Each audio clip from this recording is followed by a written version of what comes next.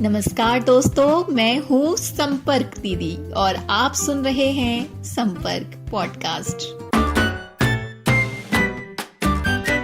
आज के एपिसोड में हम सुनेंगे कहानी सुखी आदमी की कमीज।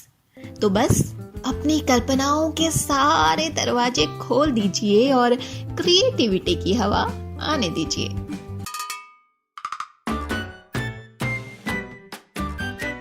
एक बार एक राजा था। उसके पास सब कुछ था, लेकिन वो फिर भी सुखी नहीं था। वो समझ नहीं पाता था कि कैसे खुश रहा जाए। उसे ये लगने लगा कि वो बीमार है, जबकि वो बिल्कुल स्वस्थ दिखता था।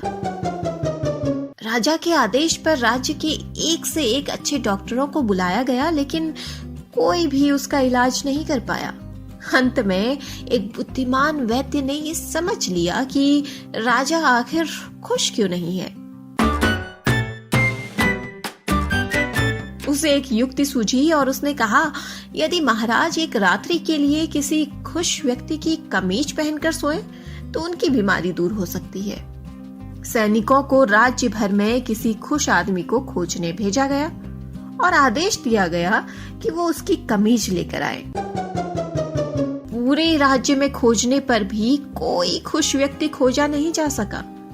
किसी को अपनी निर्धनता का दुख था, तो किसी को दुख ये था कि उसकी धन संपत्ति कोई चुरा लेगा। किसी के पास खाने को कुछ नहीं था और किसी के पास खाने को सब कुछ था, लेकिन उसकी सेहत अच्छी नहीं थी। धीरे धीरे ये पता चला कि राज्य में लगभग सभी लोग दुखी हैं, किसी न किसी बात से। तभी सैनिकों को एक गांव के द्वार पर भिखारी मदमस्त लेटा हुआ दिखाई पड़ा, जो अपनी मस्ती में सीटी बजा रहा था और हंसते हंसते गाना गा रहा था। वो खूब हंस रहा था। उसे देखकर लगता था कि उसकी हालत जो भी है, लेकिन वो खुश है। सैनिक उसके पास रुके और उन्होंने उसका अभिवादन किया और कहा, ईश्वर आपका भला करे, आप काफी खुश दिखाई देते हैं। हाँ, मैं खुश हूँ और मुझे किसी बात का कोई दुख नहीं है, भिखारी ने कहा। सैनिक उसकी बात से अभिभूत हो गए।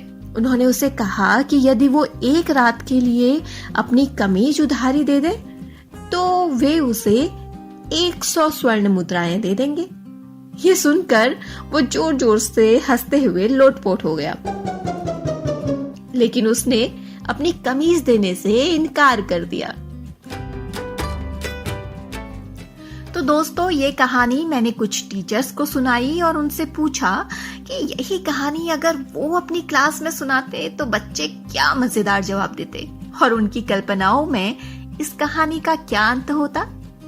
आखिर भिखारी के कमीज ना देने का क्या कारण हो सकता है और कमीज ना पाकर राजा क्या करेंगे? सुनते हैं छत्तीसगढ़ की दीपिका जी और द्वारिका प्रसाद जी से कि उनकी कक्षा के बच्चों ने कहानी को क्या अंत दिया है। भिखारी को राजा दंड दे सकता है या सैनिक जबरदस्ती उनसे कमीज छीन लेंगे। भिखारी और हंसने लगा कि राजा के पास इतने सारे कपड़े होने के बाद भी हमको क्यों कपड़ा मांग रहा है।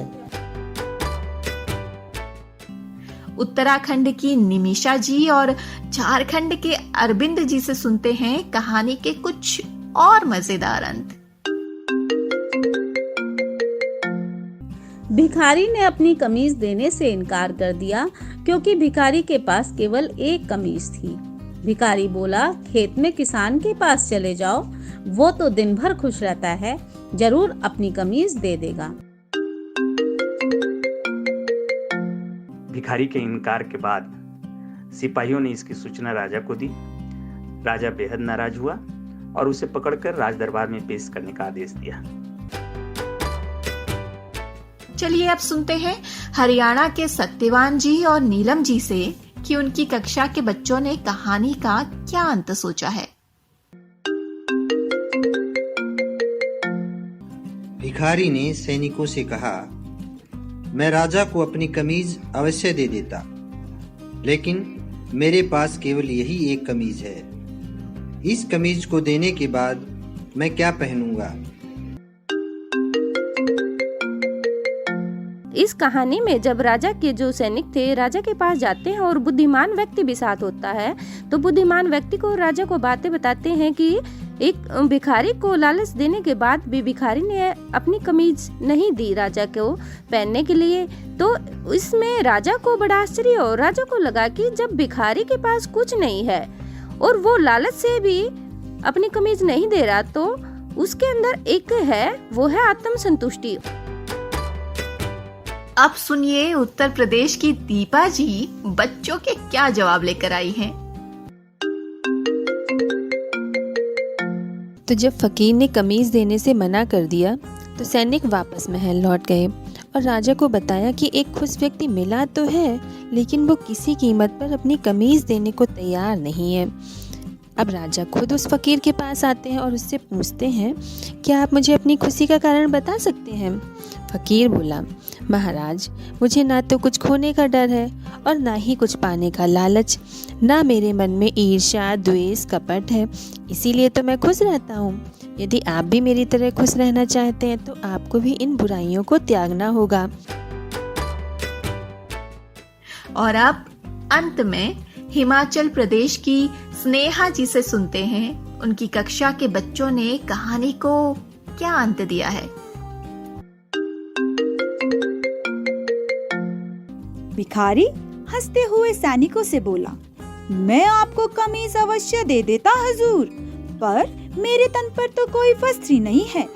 जब सैनिकों ने राजा को इस बात की सूचना दी कि इस राज्य का सबसे खुश व्यक्ति एक भिखारी है, तो राजा दंग रह गया और सोचने लगा। चलिए अब सुनते हैं कहानी का अंत क्या है। कमीज मांगने की बात सुनकर भिखारी जोर जोर से हंसते हंसते लोटपोट हो गया और उसने अपनी कमीज देने से इनकार कर दिया। उसने कहा, मैं अवश्य ही अपनी कमीज दे देता, पर मेरे पास कोई और कपड़ा नहीं है। राजा को हर दिन का समाचार दिया जाता था, जिससे वो ये जान सकता था कि दुनिया में कितना दुख व्याप्त है। अब सैनिकों ने ये समाचार दिया कि उन्हें एक व्यक्ति मिला जो पूर्णतया खुश है, संतुष्ट है, लेकिन उसके पास तन ढकने को कपड़ा नहीं है और इसी वजह से वो अपनी कमीज नहीं देना चाहता। अब राजा जीवन के इस गूढ़ तत्व को समझ चुका था। उसने अपना व्यर्थ का भ्रम छोड़ा और जनता की भलाई में लग गया। जनता की भलाई करने से उसे सुख प्राप्त हुआ। बस अब राजा और प्रजा दोनों सुखी थे। तो टीचर्स, ये थी हमारी आज की कहानी। ये तो आप जानते ही हैं कि नई शिक्षा नीति यानी NEP में भी बच्चों को कहानियां सुनाए जाने की बात पर जोर डाला गया है। बच्चों को कहानी सुनाई जानी चाहिए, ये तो सब कहते हैं, लेकिन सवालों के शहंशाह इन बच्चों के लिए कहां से आएंगी हर बार नई कहानियां? और किसके पास है ये पिटारा? मेरे पास। जी हाँ, अब से मैं लेकर आऊंगी आपके लिए हर पॉडकास्ट में एक नई कहानी। ये पॉडकास्ट आपको कैसे लग रहे हैं मुझे जरूर बताइए। और हाँ, मुझे जरूर बताइए कि इस कहानी से आपको क्या सीख मिली।